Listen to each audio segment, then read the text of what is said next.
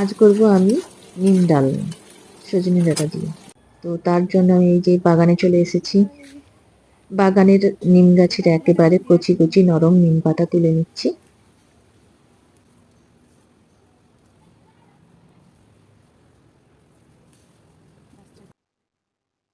তো এবারে নিম ডালনার জন্য আমি সবজি কেটে নিয়েছি। পেঁপে, আলু, রাঙা আলু, সজনে ডাঁটা, সিম, বেচা কলা, মিষ্টি কুমড়ো সব একসঙ্গে সবজি কেটে নিয়েছি। এবারে নিম পাতাগুলো আমি ধুয়ে বাটিতে করে ডাঁটা থেকে আলাদা করে নিচ্ছি। এরপরে গ্যাসে কড়াই বসিয়ে তেলটা গরম করে 5 ফোড়ন দিয়ে দেব। 5 ফোড়নটা গন্ধ ছাড়লে নিম পাতাগুলো দিয়ে দেব।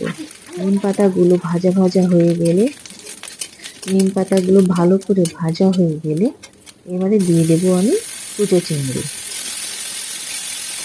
চিংড়ি মাছগুলো আমার ফ্রিজে ছিল তাই চালা হয়ে গেছে। তো চিংড়ি মাছগুলোকে আমি ভেজে নিয়েছি। এরপরে কেটে রাখা সমস্ত সবজিগুলো আমি দিয়ে দেবো। সজনে ডাঁটাটা আপনারা চাইলে একটু পরে দিতে পারেন, নইলে বেশি সেদ্ধ হয়ে গেলে সজনে ডাঁটাগুলো ঘাঁটা হয়ে যাবে। তাই সজনে ডাঁটা আপনারা আলাদা করে রাখবেন। ওগুলো একটু এই অন্যান্য সবজিগুলো একটু কষানো হয়ে গেলে, সেদ্ধ হয়ে গেলে তারপরে সজনে ডাঁটা দেবেন। তো এরপরে আমি হলুদ দিয়ে ভালো করে কষিয়ে নিচ্ছি। তো আমি ঢাকনা দিয়ে কষিয়ে নিচ্ছি, কারণ সবজিগুলো সমস্ত সেদ্ধ হয়ে যাবে ভালো করে।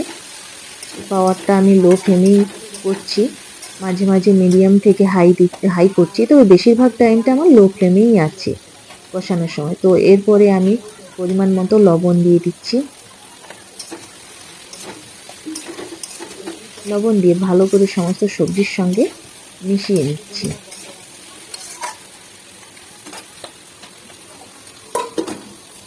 তো এরপরে আমি ঢাকনা দিয়ে দিচ্ছি। ঢাকনা খুলে আমি ভালো করে আবার একটু নাড়িয়ে নিচ্ছি। তো এরপরে আমি আদা বাটা, জিরে বাটা এবং ধনে বাটা দিয়ে ভালো করে সবজিগুলোর সাথে কষিয়ে নেব। এইভাবে কিছুক্ষণ কষানোর পরে আমি লঙ্কা গুঁড়ি দেব। লঙ্কা গুঁড়ি দিয়ে ভালো করে কষিয়ে নেব।